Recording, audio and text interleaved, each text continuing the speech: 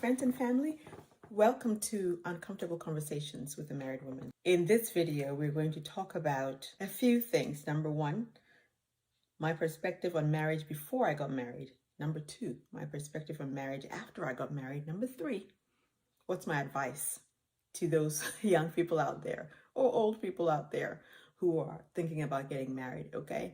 So if you're interested, go ahead, grab a snack, grab a drink, and let's talk. So the very first question brings me back again to my video that I did about the baggage that I brought into my marriage. Now, that video talked about the things that I saw as a child and as a teenager, that shaped my perspective on marriage. So I thought marriage was a hellhole. I thought marriage was a place where your true self went to die.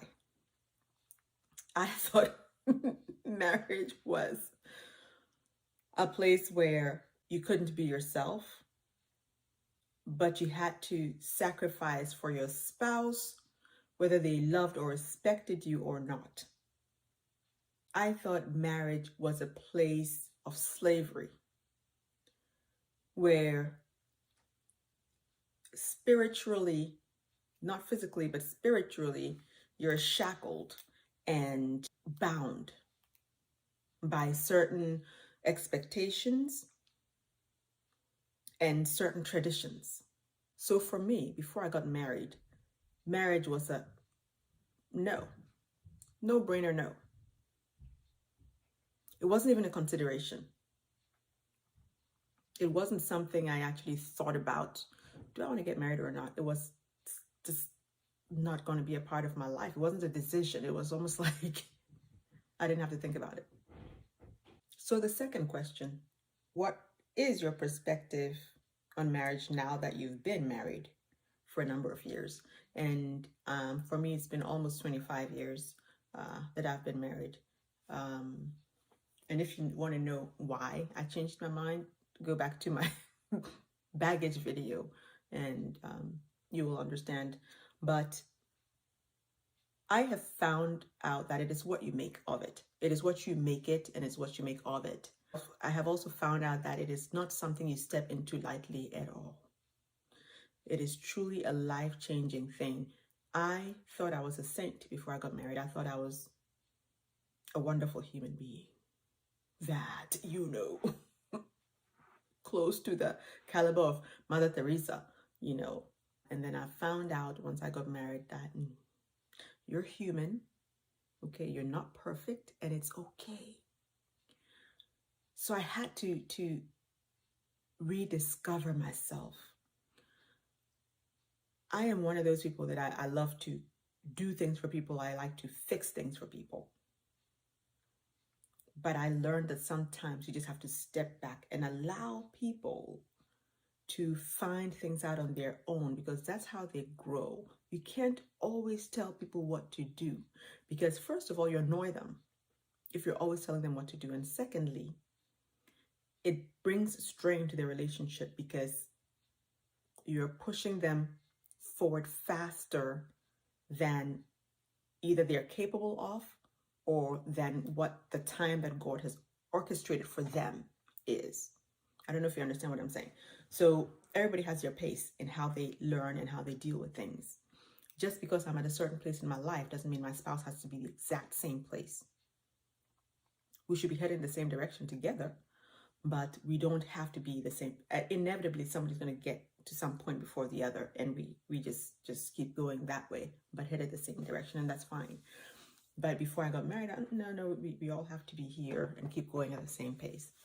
That's not real. So I learned that also.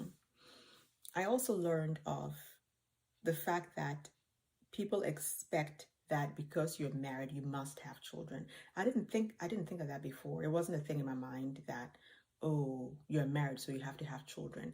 I never thought about that because children wasn't in my books at all. To me, marriage was not to have children. Marriage was to have companionship and a partnership. That was what it was for me. So I was like, why are people thinking that I should be having children by now? Wow. So that was interesting. So I found that out while I was married. Very, very, very important. And my advice that I'd give to folks who are not married or are thinking about getting married is be very, very intentional in deciding whether you want to get married or not. Read books, read people's testimonies or stories about their marriages and their lives. Remember that you come into your marriage with baggage.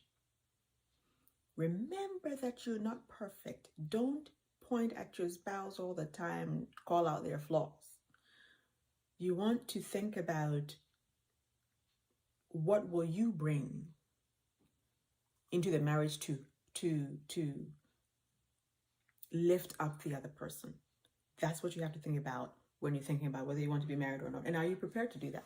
It has to be a very, very, very honest conversation with yourself, because a lot of people think marriage is a destination. I'm married and I'm done. It's a journey.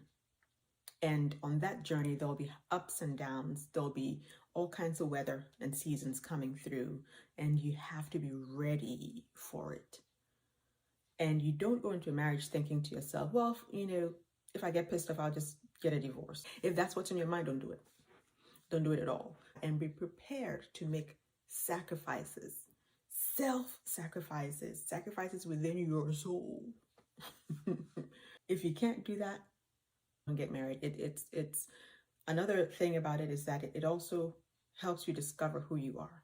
I saw parts of myself that I didn't believe was me.